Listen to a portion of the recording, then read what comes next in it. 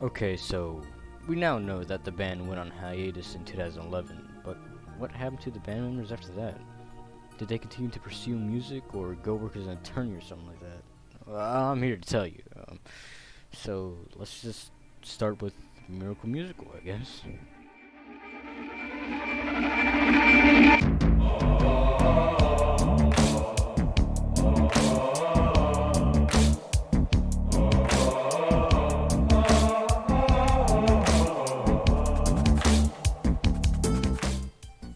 Now, Miracle Musical, or Miraculo Musicaru, is a side project that was made nearly right after Tally Hall went on hiatus.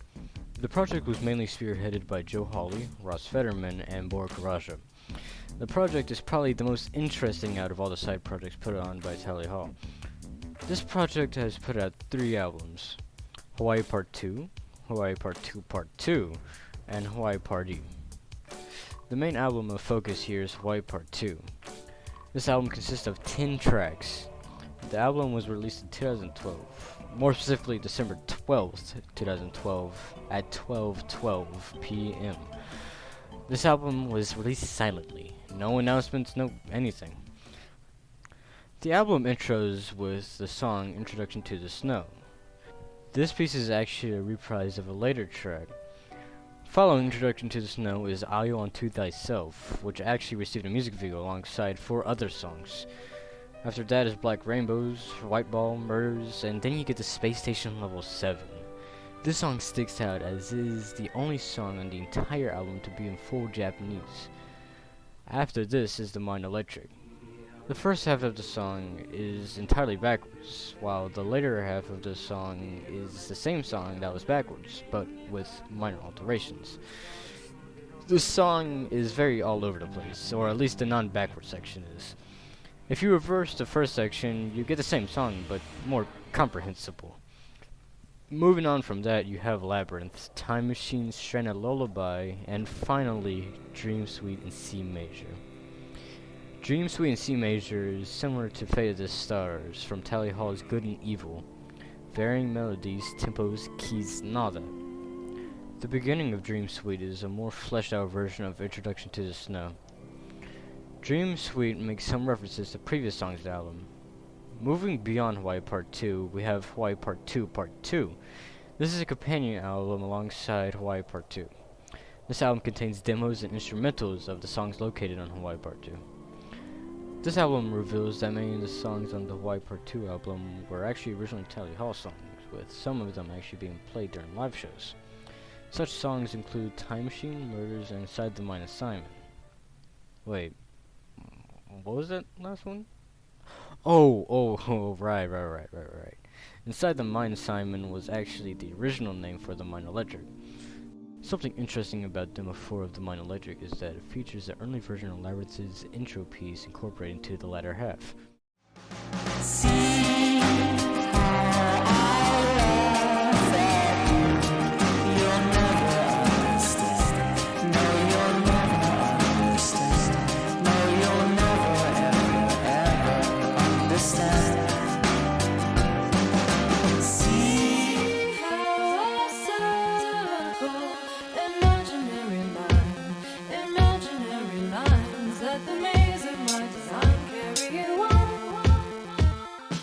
There is another song that had early roots in Hawaii Part 2, and that is Stranded Lullaby.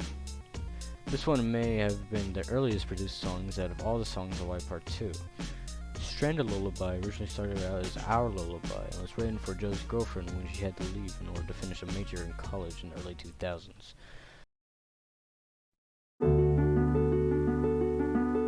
You and I haven't been before, and all the love from times of yore is nevermore.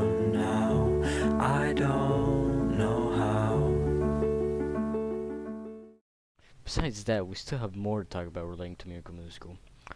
A game was actually produced for Hawaii Part 2. This game was based around the song, or more specifically in the music video for Labyrinth. There was music produced for that game. Well, nothing original. It was just chiptune renditions of songs on Hawaii Part 2. These songs were funneled into a separate album called Hawaii Partii. Now, there's one more thing I must talk about before moving on. Included as a free download for pre-ordering Hawaii Part 2 was another song, Variations on a Cloud. The song features many samples from tracks in Hawaii Part 2 and even Tally Hall. All the samples include Island to Thyself, Murders, Dream Suite in C Major, and Ruler of Everything. I was a victim of magic, of power, clutching my breath as I broke on the ground. Somebody called me to follow. I followed, thinking aloud without hearing the sound. Me, lyrical worker, I saw you begin it, walking the water so soft on the rain. See what you see in this surface illumination. Ladies and gentlemen, please, why don't we keep it? I was in the clearing, buzzing around to hearing what the bees and birds who knew the words. Soon arrived the twilight, finally the night. I was in the hearing, coming along the clearing from Caligula. It is Shangri-La, la, la. It's a little bit.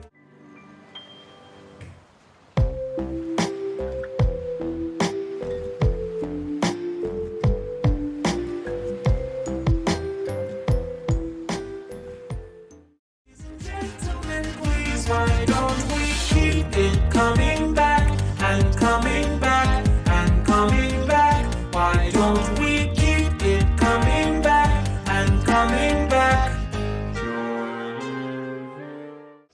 Do you like how I walk? Do you like how I talk? Do you like how my face disintegrates? I have a wonderful wife, I have a powerful job. She criticizes me for being egocentric. These days it's been to the seas, but opportunities been. We spend the chance living on the top of the space. Can't believe what we see won't be burned to the ground. Though we make ourselves castles every time we're around. Do you like how it's a little bit of magic to end the world? To me, truly, something that never started within the world. Keep it coming back. This song was released via free download on September 11th, 2012. This is important as the song features what may be interpreted as nods towards 9/11. This thought is pushed even harder due to the music video having various imagery of 9/11. This song was actually recently taken down from streaming platforms due to unknown reasons as of August 23rd, 2021. Heck, not even members of Miracle Music know as to why. But apparently it should be back up soon. Well, that should be everything. Now let's talk a little bit about Rob Cantor.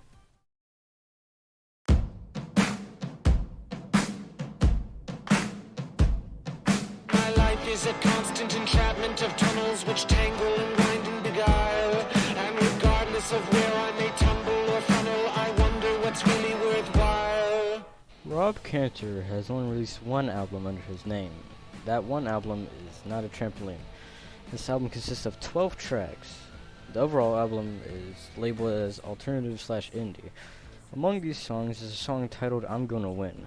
This is actually a redux of an old Tally Hall song that was never formally released under a studio album. I pointed this out because it was featured on the Pinger EP with minor changes and went under the name All of My Friends. My life is a constant entrapment of tunnels which tangle and wind and beguile. And regardless of where I may tumble or funnel, I wonder what's really worthwhile. Bum, bum, bum. Besides that, the other songs aren't really anything to note. Some songs got music videos, some didn't. Rob also got quite a bit of attention from his other song of his. In 2012, Rob released a song titled Actual Cannibal Shia LaBeouf. After this song was shared around, it got kind of a cult following due to its absurdity. The song was later re-recorded and extended to go along with a music video that doubles the absurdity of the original. This music video was titled Shia LaBeouf Live and featured Shia LaBeouf himself. After all of that, Rob went on to do something not very expected. Rob actually went on to work at Disney. Or to be more specific, he went on to write songs for Disney Jr. Yeah, not exactly what was expected to happen after Shia LaBeouf Live.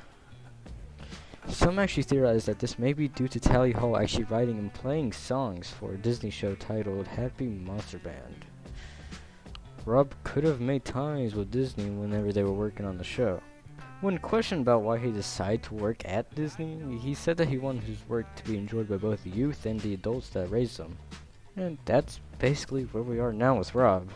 Not really much happened. He hasn't done anything besides Disney work, music-wise at least. And now I shall cleanly transition to the next segment. Let's talk about what Joe Hawley is doing. Again.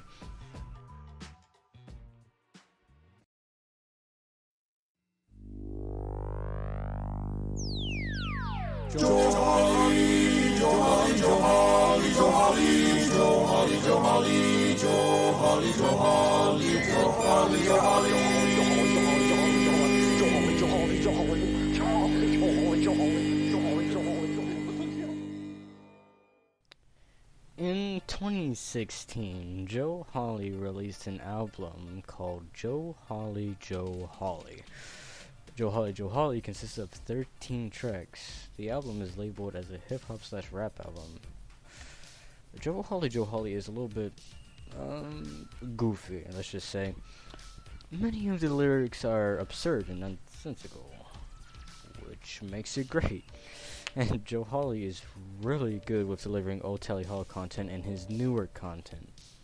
I mean, first it was all the stuff in Hawaii Part 2, and now it's Joe Hawley, Joe Hawley. It was revealed when Joe Hawley released many demos on his YouTube page that some songs on Joe Hawley have roots deeper than originally thought. Black People, White People started out as a Tally Hall demo. Something else is that Go to Bed, the 12th track on Joe Hawley, is based on an earlier song Joe Hawley wrote. Back in 2002, Joe Hawley founded a comedy group titled Anonymous. This group mainly focused on making short comedic sketches. In 2003, they produced a 40-minute long film called Sargasm. This film mostly had comedy shorts, but later on in the film is a music video titled Break It Down. This would be the group's first and only musical piece. The song is based around the members needing money and them coming up with comedic ways to obtain it. This song serves as the base for Go to Bed, which featured many nods to Break It Down. Inherit his green. Break it down.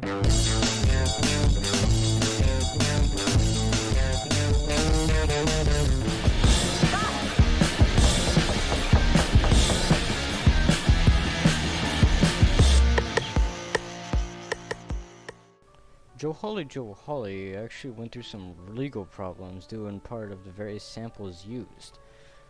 When Joe was making the album, his record label told him that he uses... Actually, I'll just let Joe explain this. Initially, they said, go ahead and make this record with as many samples as you'd like, and just keep track of them. Well, about halfway through the production process, that tune changed, and it was too late for me to go back and change everything with the samples. So I had to release it with the samples, but it was also, kind of an illegal album. And I guess maybe I'm a little bit more apprehensive about releasing content, although you see people doing that all the time, girl talk, mashups, things like that. Now, this of course got him into some legal issues. He had to end up taking the album down off his streaming platforms. In spite of the situation, he put out another album titled Lullaby. This album was labeled under the trance genre, but in all reality it was just Joe Hawley but backwards, with one exception, Aristotle's Denial. In 2020, he was able to release Joe Hawley again on streaming platforms after some changes to the songs and song titles. The album was mostly intact and true to the original album, but one song was missing and another was backwards. This backwards track was Aristotle's Denial. This had been backwards on the new Joe Hawley album due to legal reasons. The song that had been cut from the album was a cover of White Rabbit. Now, the songs on Joe Hawley are quite something. Almost all of them take on a comedic tone. One of the more comedic songs is Crazy Food. This song has several instances where the words are censored out. It gives a connotation that the song is chock full of curse words, but actually it isn't. It was stated by Joe Hawley that the words used in the song were not the words that many people had in mind, but instead were words like fuss and shucks. Several songs on Joe Hawley have references to Joe's previous work. Obviously, Go to Bed is just a big reference to Break It Down. Bohemian Rhapsody, as represents the Dream Suite in C major. Aristotle's Denial also refers to Tally Hall. Now, moving from Joe Hawley, Joe made some other singles and music pieces, but besides that, nothing too important. I guess that should be it for Joe Hawley, so let's just kind of go on to Andrew now.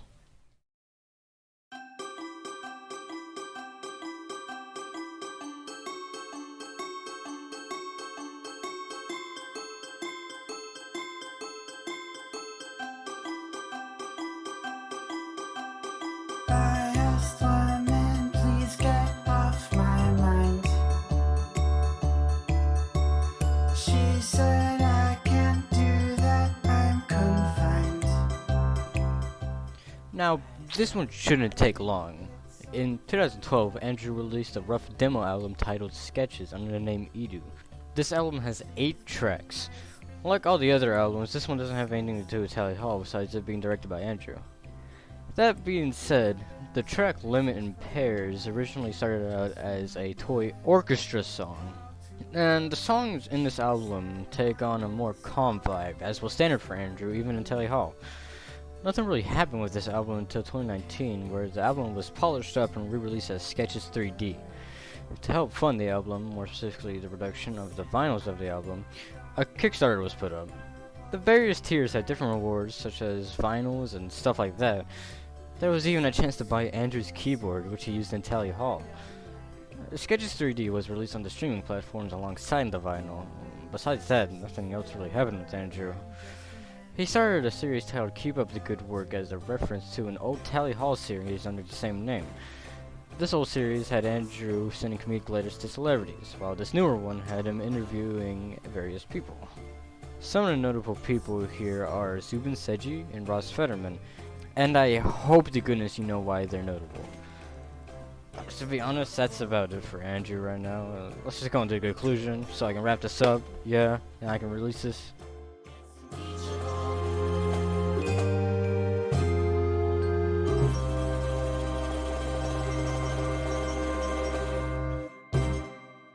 Now, I know I left out some stuff, such as how Zuman is now a doctor helping the fight against COVID-19, and how Ross now works in biology, but this video isn't supposed to have all the details.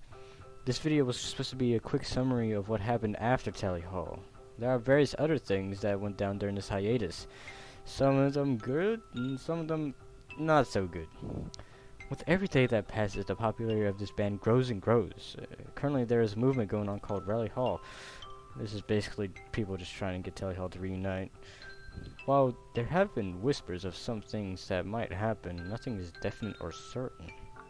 The band members have expressed their willingness to get back together again, but it isn't as simple as just them putting on a concert. Some of the band members are across the country from each other. Maybe they'll return to do something one day, but for now, we just don't know.